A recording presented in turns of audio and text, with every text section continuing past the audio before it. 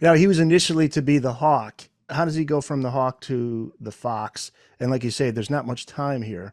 So they got Right. to really figure something out fast. So he gets a phone call on July the 1st. Congratulations, you're now a member of KISS. He phones up his friend Paul Torino, who helped him get the gig, found out about the gig, and recorded the demo. And yay, we're all happy. I think he probably went to meet with Bill Coin's management team, get all the paperwork all sorted out that day. And then he went out with his friend Paul Torino that night and they celebrated a little bit. And then you've lost basically a day. So July 1st is done.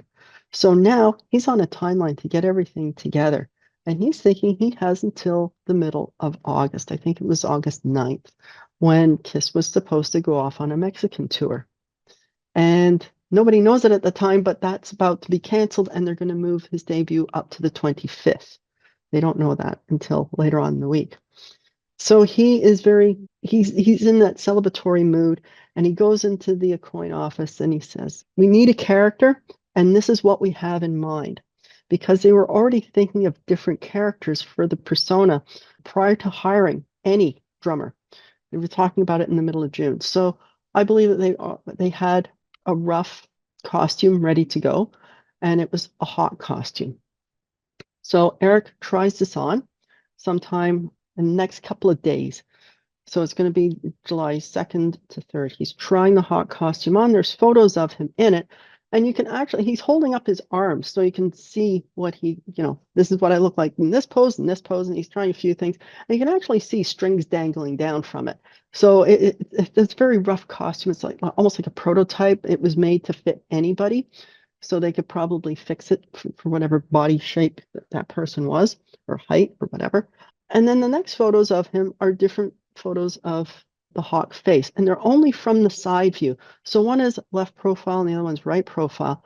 And I was looking at it and I think, you know what? He's put half one side of makeup as one design and the other side is another design. And they just took profile photos to see which one is which. He's got the hawk makeup on. He thinks he's got the hawk makeup on. They finally settle on one, and you can find that it's just a straight on headshot of him wearing in a black t-shirt, and that's it, right? But if you look at his hair, he still has that Paul Caravello hair's going everywhere kind of thing. It's not the Kiss haircut. If you look at that, it's not dyed, it's not prim and proper for Kiss, right? It doesn't have a polished look. So that to me says that that was done very early in the timeline, probably the first couple of days.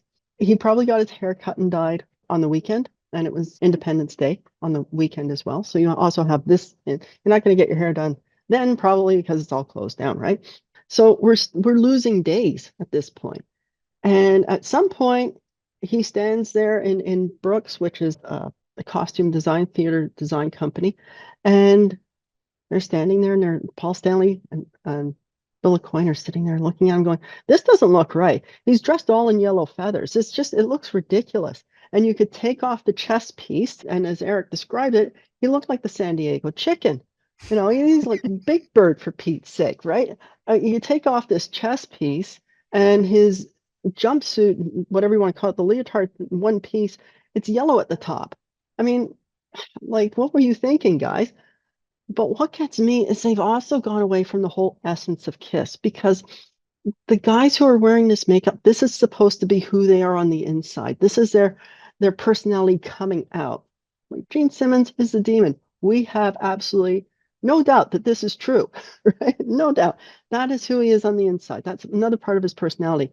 You cannot just give someone, here, go be a hawk, go be a this, go be a that, because that runs against what the essence of Kiss is. So Paul Stanley and Bill Aucoin say, no, this is ridiculous. They get rid of the hawk idea, and now Eric has to start from scratch, which is absolutely perfect for him because now he has to think about very quickly too about what's happening inside of him and who he wants to be and how to actually create this in makeup.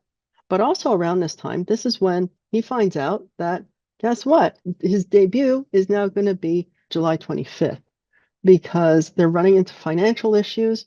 This is running up the bills and they don't have any money coming in, so we better get a couple of shows going here. So now he's moved up that date. Now the pressure's really on. We don't have the exact timeline of what's happening during the following week from the basically the 5th to the 12th. The 12th is his birthday. He'd be 30 then.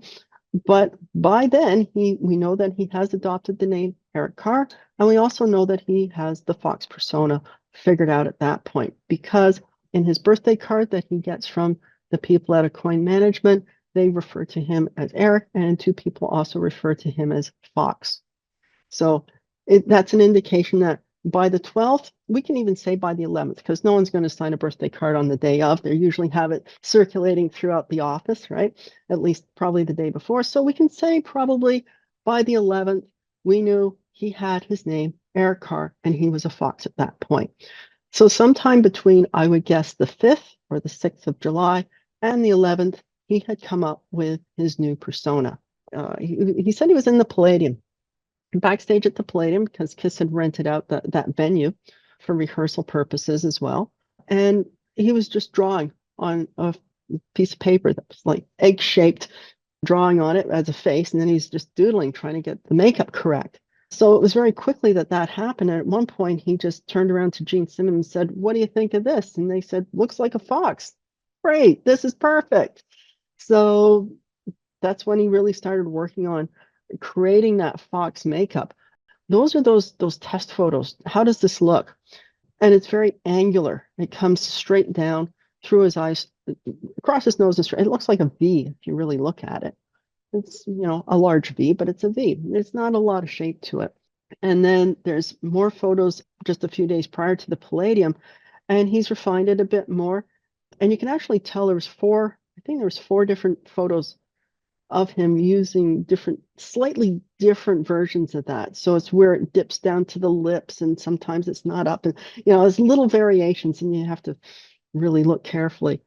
And then by the time he's at the Palladium show on the 25th of July, he has everything together. He's got the costumes together, he's got the makeup together.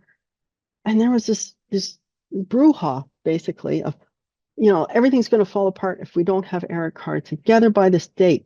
That's what I'd heard for so many years. But when you think about it, we have a photo shoot scheduled for a couple of days before that. And that was for the People magazine photo shoot. Everything had to be together for that. It wasn't for the Palladium show. And that's actually the first time you see Eric Carr wearing the orange fox jacket and the boots. Before that, only photos of him wearing his black jumpsuit are seen. So it was to get that photo shoot actually together.